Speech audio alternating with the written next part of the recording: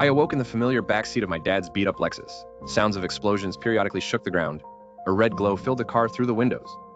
"Dad," I said, uncertain and worried. "What's wrong? Where are we? Why am I in the car?" Just go back to sleep, sweetie," he said in a forced calm, his voice wavering a little. We're just going to Aunt Marcia's for a bit, that's all." I was confused and disoriented, my father's voice worrying me. He was definitely speeding, almost like he was running away. Then I sat up, and I looked out the window. The sky was a blood red. A large, red-shaded planetary body loomed in the sky, close enough that I could see the smallest details. It looked like bits and pieces of the planet were being torn off by Earth's gravity. The pieces impacting the Earth like meteors, causing the ground to shake. I could count at least 15 in the sky falling. "Dad!" I practically screamed. What hope? I couldn't even speak. My heart was racing and my vision fading from the shock.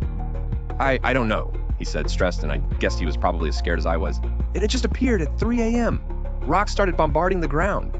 Marcia has a storm cellar, so he never got to finish his sentence. A large rock crashed into the hood of the car, causing the car to flip forward and land on its back. I screamed in pain as my head slammed into the roof.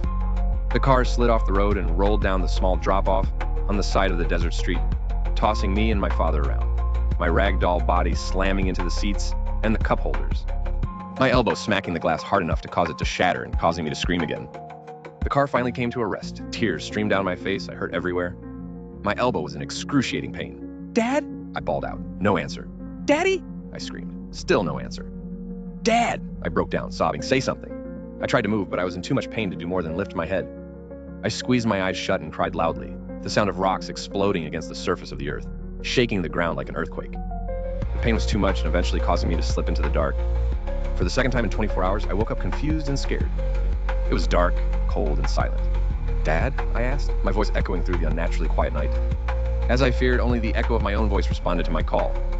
Desperately, I reached up from where I was laying on the ceiling of the Lexus to the door handle and pulled it, pushing the door out. Thankfully, the door opened, falling off the hinges and landing next to the car with a loud clang. Painfully, I dragged myself out of the overturned, destroyed vehicle and gasped. The once flat and empty desert was littered with craters and chunks of extraterrestrial rock. The planet that had caused so much destruction was farther away, but still took up a large portion of the sky. The light emitting from it, casting a dark red shade over Earth, eclipsing the sun and moon. I stared at it in awe for a moment, then turned my attention to the metal cage that used to be a car. The front was completely crumpled from the boulder that crashed into it from the sky. And then I saw something that made me scream. My father's head was laying on the ground in front of the car, a trail of blood leading back from inside of the car. I turned away from it, brought my hands up to my face, and knelt down, sobbing once again. Eventually, the tears dried, and even though I was in pain, inside and out, I knew I had to keep walking. I had to stay alive for Dad's sake.